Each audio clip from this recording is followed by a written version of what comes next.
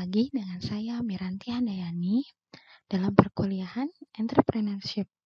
Kali ini kita akan membahas mengenai business plan, yaitu terkait bisnis model kanvas. Dalam kita membuat business plan atau perencanaan usaha, kita harus tahu dulu artinya. Menurut Bigrave tahun 1994 di halaman buku 114, Business plan adalah suatu dokumen yang menyatakan keyakinan akan kemampuan sebuah bisnis untuk menjual barang atau jasa dengan menghasilkan keuntungan yang memuaskan dan menarik bagi penyandang dana. Sedangkan menurut Hestrick tahun 1995 dalam bukunya di halaman 113,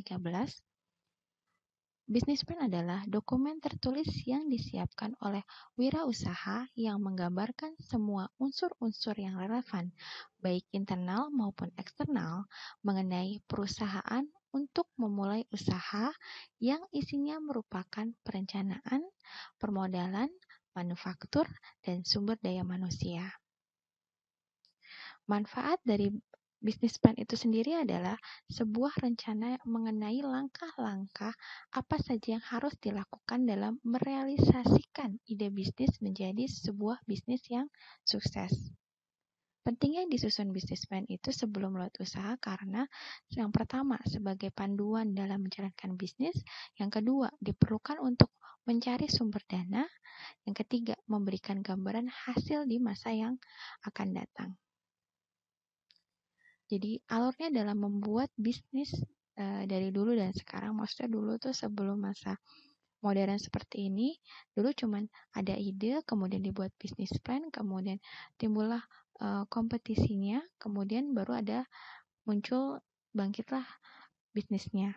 Tapi kalau sekarang lebih kompleks di ide. Kalau ide dibuat model bisnis, kemudian diliterasi.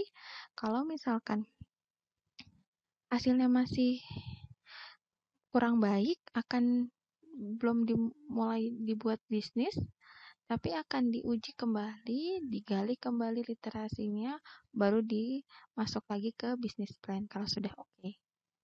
Kemudian setelah direncanakan, baru dilakukan launching. Setelah di launching, baru nanti kelihatan timbullah bisnis yang sesungguhnya. Kemudian tadi ada perencanaan bisnis plan. Nah, di situ nanti ada bisnis model kanvas atau disingkat dengan BMC, yaitu suatu kerangka kerja yang membahas model bisnis dengan disajikan dalam bentuk visual berupa kanvas lukisan, maka disebut model kanvas, yang dapat dimengerti dan dipahami dengan mudah. Jadi secara umum BMC itu dikembangkan dengan mempertimbangkan 9 blok utama yang harus diperhatikan dalam menentukan model bisnis. Keseimbangan blok utama ini semua terangkum dalam satu kanvas, satu halaman. Jadi BMC cuma satu halaman ya. Inilah yang juga membuat BMC unggul, karena dengan kesederhanaannya tadi cuma satu halaman, ternyata powerful untuk memberikan pemahaman tentang model bisnis secara utuh. Model ini digunakan untuk menjelaskan, memvisualisasikan, menilai, dan mengubah suatu model bisnis agar mampu menghasilkan kinerja yang lebih optimal. Apa kegunaannya? Kegunaannya ada 3. Yang pertama, BMC dapat digunakan untuk semua lini bisnis tanpa terbatas sektor usaha. Yang kedua, BMC sangat membantu untuk mempercepat proses analisis kekuatan dan kekurangan bisnis. Yang ketiga, dengan mengetahui tadi kekuatan dan kelemahannya, maka analisis kebutuhan dan profit dapat dilakukan dengan cepat. Ini contoh dari bisnis model kanvas ya. Jadi BMC itu terbagi dari 3. Itu ada offering yang warna orange, kemudian terkait dengan customer yang warna biru ini, kemudian ada infrastruktur yang warna abu-abu.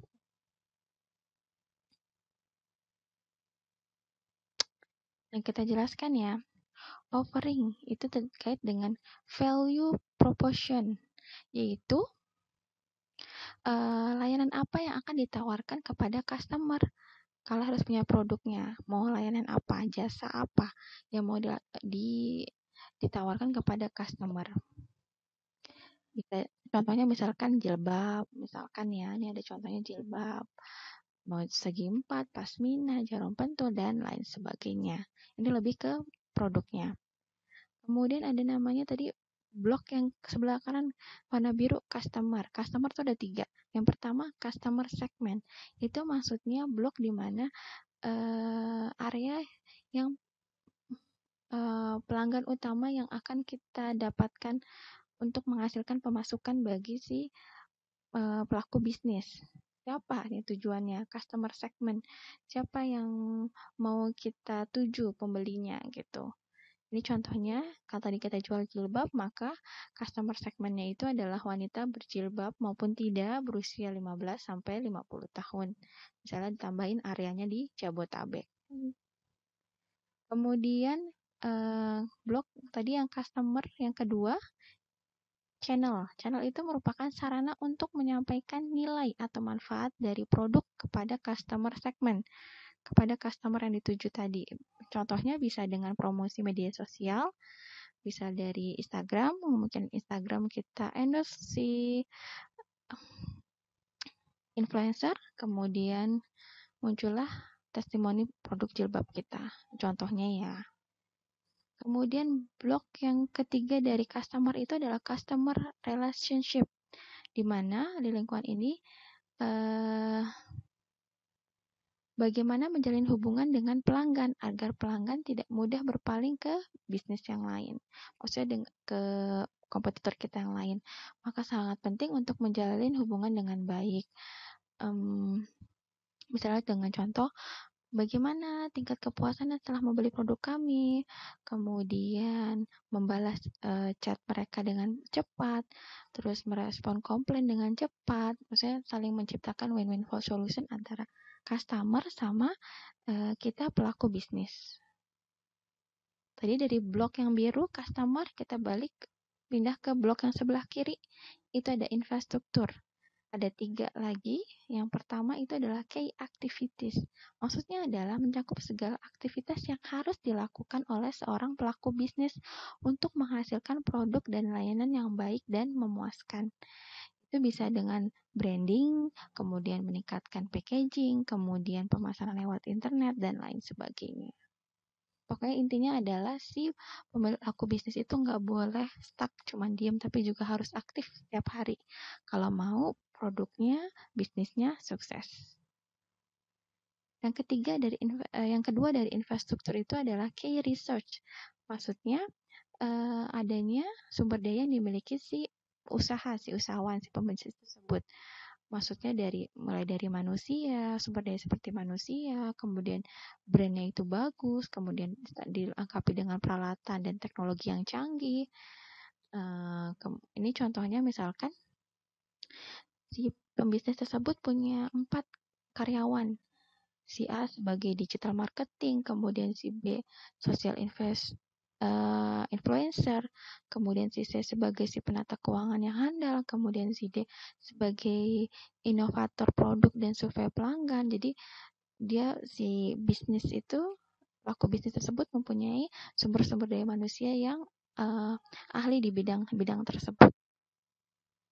Kemudian infrastruktur yang ketiga adalah key partnership. Maksudnya itu adalah pihak-pihak yang menjadi penentu terhadap jalannya suatu bisnis.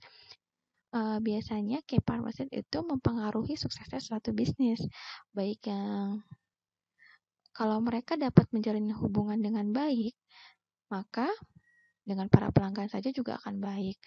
Tapi juga dengan pihak konsultan seperti pemasok, kemudian tim pemasaran. Maksudnya si vendor yang memasok. Kalau kita tadi kan jualan kerudung, si vendor yang menyediakan bahan pembuatan kerudung, kemudian si konveksi misalkan karena kita tidak punya konveksi sendiri, itu kita harus jalin komunikasi dengan baik, kerjasama dengan baik, bahkan silaturahmi selain di kegiatan bisnis juga tetap harus terjalin gitu. Tadi di bawah ada tambahan yang pertama tentang finance itu revenue stream. Dalam model Canvas mencangkup langkah-langkah yang harus dikuasai oleh seorang pembisnis seperti memanfaatkan biaya iklan, langganan, penjualan retail, lisensi, dan sebagainya. Maksudnya, kan tadi kita sudah ada produk, kita sudah ada customer yang dituju, kemudian sudah ada pemasarannya, kemudian sudah ada prasarana-prasarana untuk kita menunjang kegiatan bisnis kita. Tapi dengan adanya ditambah dengan bukan si pembisnis tersebut sebagai penjual utama, tapi kita memanfaatkan reseller lain, dropship lain, kemudian kita bikin franchise, semakin banyak yang kenal produk kita, semakin luas kontak yang bisa dicapai, maka akan ada banyak juga pemasukan dari si reseller, dropship, dan franchise tersebut. Jadi sebenarnya selain membuat mereka si reseller, dropship, dan franchise tersebut menghasilkan uang, kita malah lebih jauh keuntungannya karena produk kita yang dipasarkan oleh mereka gitu. Terus ada di finance yang kedua itu berhubungan dengan cost struktur. Maksudnya adalah meliputi biaya-biaya apa saja yang harus dikeluarkan untuk membentuk, produksi, dan memasarkan produk atau layanan bisnis lainnya. Kita harus mengelola keuangan dengan benar agar bisnis tersebut berjalan dengan lebih efisien, hemat, dan meminimalkan risiko kerugian. Maksudnya semuanya diisi semua biaya dikeluarkan mulai dari bahan baku, produksi, pemasaran, promo, sewa, bayar gaji, terus bayar si pemilik bisnis, itu harus ada strukturnya dengan baik, ditata dengan seorang si ahli finance tadi yang kita sudah punya. Ini contohnya, kalau disirkulasikan seperti ini ya, BMC dalam satu kanvas tadi, satu halaman sudah mewakili. Yang pertama adalah value proposition-nya, maksudnya pelayanan apa yang akan diberikan. Terus tadi kan dari si kita kerjasama dengan vendor, kalau misalnya dengan vendor ditambah dengan aktivitas usahanya yang baik, kemudian ditunjang dengan sumber daya yang dimiliki perusahaan dengan baik seperti tenaga kerjanya yang baik, kemudian akan menghasilkan produk atau layanan yang bagus, kemudian layak untuk dipasarkan baik via media sosial, kemudian bisa meningkatkan hubungan dengan si customer segment. Jadi customer segment ini kalau puas akan menghasilkan keuntungan bagi pemilik bisnis.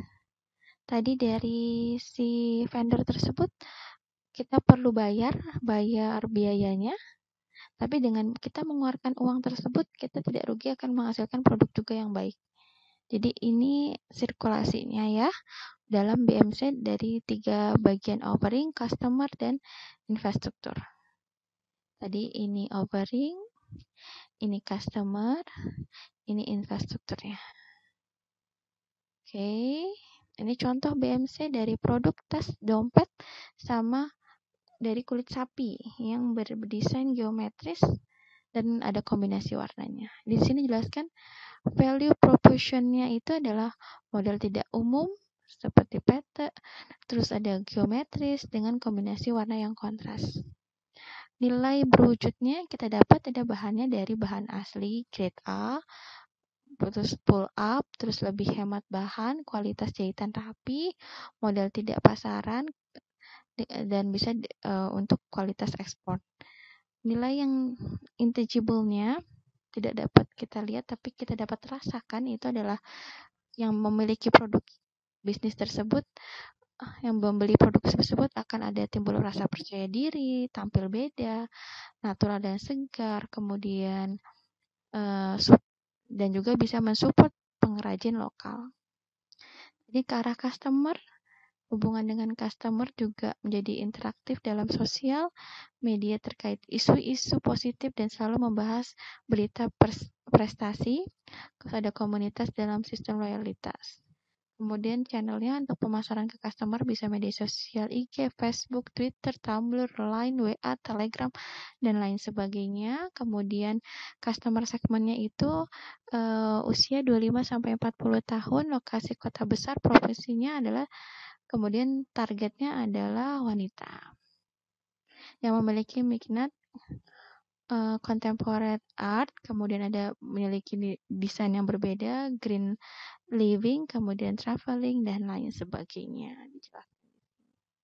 Tadi si surveinya, vendornya atau pemasok bahan atau pemasok label dan kemasan, kemudian award winning designer, kemudian agen periklan, konsultan legal.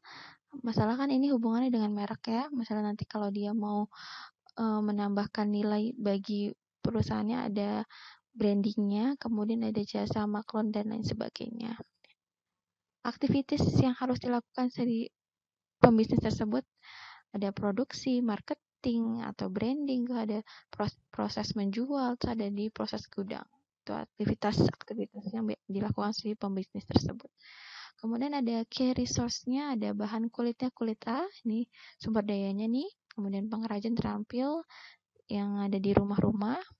Kemudian brand atau merek, kemudian ada desainnya, kemudian ada media sosialnya yang hampir 100.000 follower itu ya. Kemudian yang berhubungan dengan finance nanti ada cost strukturnya, itu nanti ada biaya administrasi perusahaan, biaya produksi, marketing, infrastruktur, biaya gaji karyawan, terus ada utilitas seperti sewa tempat, listrik, air, dan lain sebagainya. Terus kalau untuk revenue streamnya itu penjualan produk penetrasi, kemudian penjualan produk utama, kemudian produk launching dan produk ekspor, ekspor, kemudian ada penjualan melalui gerai fisik, penjualan melalui produk perawatan tas, atau mungkin bisa juga dengan online shop. Nanti tolong dibuat format laporannya dalam satu halaman ada 2 bagiannya. Pertama halaman judul, kemudian ada isi. Halaman judul itu terdiri dari nama bisnis, logo, dan alamat atau kontaknya. Kemudian isinya itu seperti ini ya. Nanti saya tulis kasih linknya di deskripsi box terkait format laporan ini ya. Contoh format laporan seperti ini ya. Nanti kalian buat sesuai dengan kelompok kalian masing-masing. Kemudian strategi marketing adalah hal yang sangat penting bagi perusahaan karena suatu cara mencapai tujuan dari sebuah perusahaan karena potensi untuk menjual proposisi terbatas pada jumlah orang yang mengetahui hal tersebut. Dan pada akhirnya pemasaran memiliki tujuan. Yang pertama, konsumen potensial mengetahui secara detail produk yang kita hasilkan dan perusahaan dapat menyediakan semua permintaan mereka di atas produk yang dihasilkan. Supply and demand-nya cukup ya. Kemudian yang kedua, perusahaan dapat menjelaskan secara detail semua kegiatan yang berhubungan dengan pemasaran. Kemudian yang ketiga, mengenal dan memahami konsumen sedemikian rupa sehingga produk cocok dengannya dan dapat terjual dengan sendirinya. Terus hal-hal yang perlu diperhatikan untuk pemasaran dari sudut si pembeli ini, si konsumen. Ada 4. Yang pertama, kebutuhan dan keinginan si konsumen. Yang kedua, biaya konsumen, maksudnya uang yang harus dikeluarkan oleh konsumen itu berapa. Kemudian kenyamanan, setelah kira-kira menggunakan produk itu nyaman atau tidak. Kemudian komunikasi tadi kan untuk membangun customer relationship ya, jadi harus ada komunikasi yang baik, si konsumen menuntut komunikasi yang baik dengan si pelaku bisnis. Dalam ini ada konsep dasar pemasaran itu disingkat dengan AIDA plus S. Yang pertama itu E-nya itu attention, kita butuh perhatian mereka untuk melihat produk kita. Kemudian interest, setelah mereka melihat akan timbul rasa tertarik atau minat. Kemudian nanti ada muncul desires, itu setelah minat atau ketertarikan ada timbul dalam hati keinginan yang menciptakan action, tindakan mereka untuk membeli produk kita. Kemudian Setelah mereka mempunyai produk tersebut karena sudah dibeli, timbullah satisfaction atau kepuasan mereka. Setelah memperoleh, oh benar sesuai ya, setelah membeli produk sesuai sama keinginan, terus sesuai dengan yang mereka perhatikan promosinya seperti apa. Jadi tujuan dari pemasaran adalah menimbulkan kepuasan bagi si konsumen. Ada juga namanya marketing mix, yaitu bauran pemasaran, yaitu kegiatan mengkombinasikan berbagai kegiatan marketing agar dicapai kombinasi maksimal dan hasil yang paling memuaskan. Biasanya marketing mix itu dikenal dengan konsep 4P, yaitu produk, price, place, dan promotion. Produk itu sendiri adalah merupakan titik sentral dari kegiatan marketing. Kemudian adalah harga atau price, masalah kebijakan harga turut menentukan keberhasilan pemasaran produk melalui kebijaksanaan harga oleh produser, grosir, dan retail. Kemudian yang ketiga ada saluran distribusi, place. Place-nya itu perantara, adalah sangat penting karena dalam segala hal mereka berhubungan dengan customer. Kemudian ada promotion, promosi. Antara produk dan promosi tidak dapat dipisahkan. Bagaimana dua sisi ini saling berangkutan untuk sukseskan pemasaran. Harus ada keseimbangan produk, baik sesuai dengan selera konsumen, dibarengi dengan teknik promosi yang tepat akan membantu suksesnya usaha marketing. Ada namanya konsep pemasaran yang sedang tren itu ada 6. Ada bisa dengan content marketing, mobile marketing, kemudian continuous marketing berkelanjutan, kemudian integrated digital marketing berhubungan dengan marketing digital, kemudian ada personalized marketing, bagaimana struktur gestur dari si marketing dalam memasarkan produk tersebut, kemudian visual marketing, bagaimana gambar tersebut mewakili dan lain sebagainya. Itu demikian materi terkait business plan.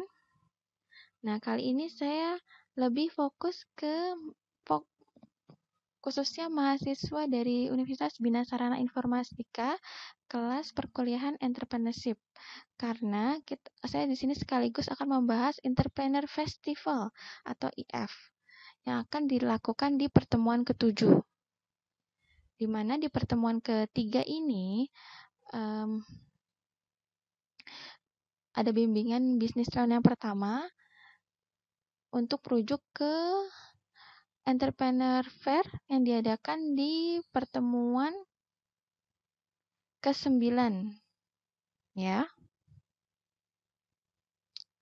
Kemudian tujuannya adalah agar mahasiswa merasakan atmosfer bisnis dengan terjun langsung dan memberikan pelayanan kepada customer.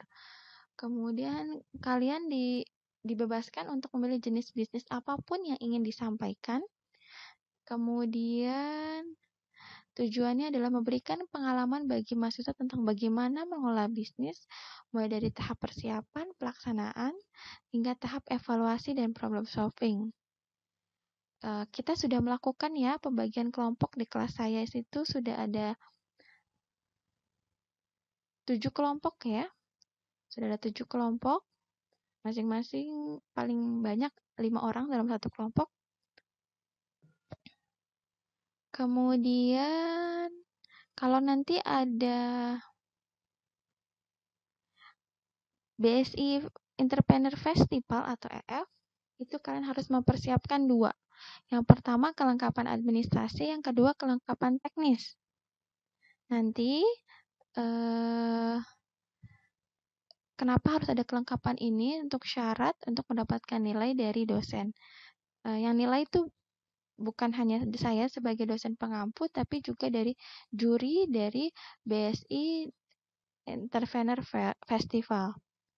Tadi kita udah jelas kelengkapan administrasi itu, formnya bisa di-download di blc.bsi.ac.id. Formnya itu terdiri dari nanti ada data kelompok, nama bisnis, kemudian jenis bisnis, Nanti kalau ada yang tidak tahu, bisa konfirmasi ke saya di grup ya. Benar tidak Bu, jawab isinya seperti ini. Kemudian, tadi kelengkapan administrasi, sekarang kelengkapan teknisnya. Ini kalian sendiri satu kelompok harus sudah buat ya sebelum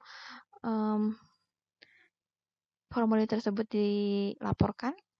Yang pertama ada company profile, sudah dibuat. Kemudian signage, itu maksudnya terkait dengan sekilas atau preview tentang bisnis. Kemudian ada katalog, ini terkait dengan mendeskripsikan secara singkat lengkap tentang produk yang kalian akan pasarkan. Katalog desain secara menarik layaknya katalog dalam bisnis yang sesungguhnya ya. Kemudian ada X-banner, digunakan sebagai media untuk menarik calon konsumen, akan dipasang di lokasi di BSI dan Nusa Mandiri Festival. Kalau sekarang kan belum ya, jadi kalian sudah ada soft copy-nya, nanti X-banner-nya seperti apa harus sudah buat ya. Kemudian ada brosur, sebagai sarana promosi dan menerangkan segala hal yang bisa membuat orang tertarik untuk membeli produk kalian. Kemudian ada job description, itu kalian harus membagi di antara kelompok kalian ya.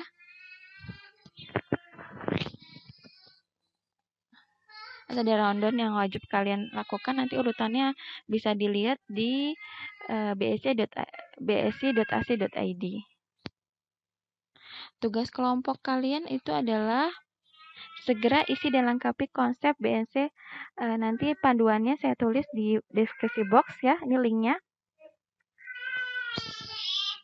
Di sini ada soal latihan, bisa kalian baca.